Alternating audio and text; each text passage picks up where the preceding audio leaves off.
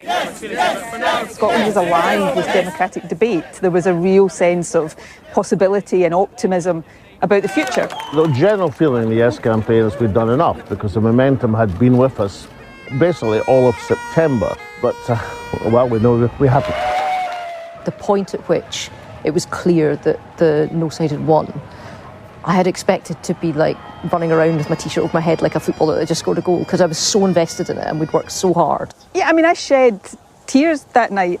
My heart was literally breaking. I felt absolutely exhausted and I just felt relief. In 2014, Alex Salmond and Nicola Sturgeon were formidable allies who fell just short of victory.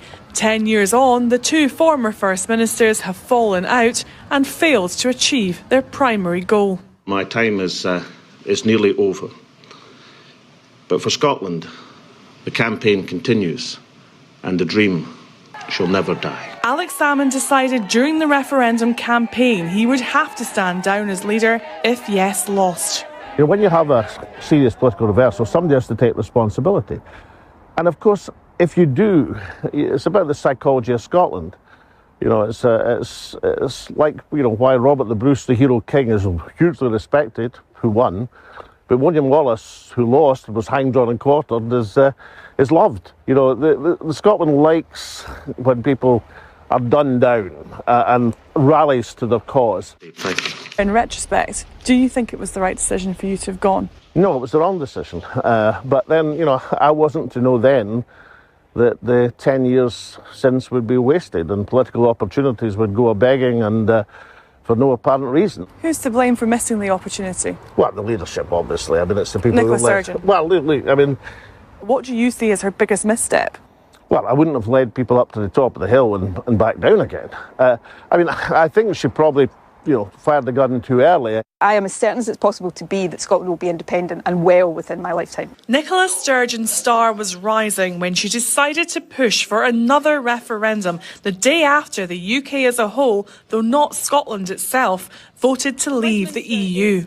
Looking back on what I tried to do in the wake of Brexit to give Scotland the choice, I don't regret.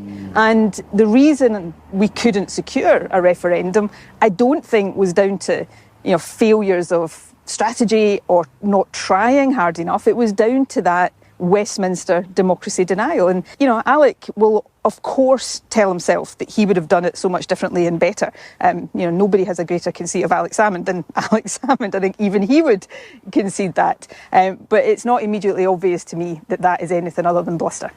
Ruth Davidson was a key figure in the campaign to keep the union, who thinks the fast call for another referendum was a flaw. I think the fact that she jumped so early, like she couldn't even wait to do it, allowed people like me, who had been avowed Remain campaigners, to stand up and say, look, my Remain vote wasn't a vote for independence. Don't you dare say that voting to stay in the EU is a vote for Scotland to leave the UK, because it wasn't. And we managed to hold the line and get through that really tricky period. And had she played that differently, I'm not sure we would. But what could the pro-UK side have played differently over the last decade? Suddenly you had people talking about politics in their neighbourhood and not speaking to members of their family if they're on different sides, or speaking to their neighbours if they took a different side. And we wanted to get past that.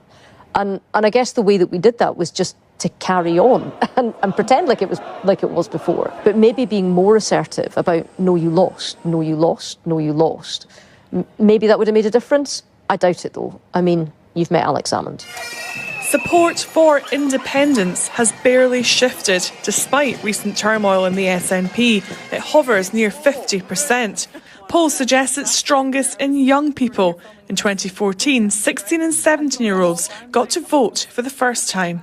Everybody was talking about it and everybody had an opinion and everybody was engaged. I mean, before that, I had no interest in politics, absolutely none at all.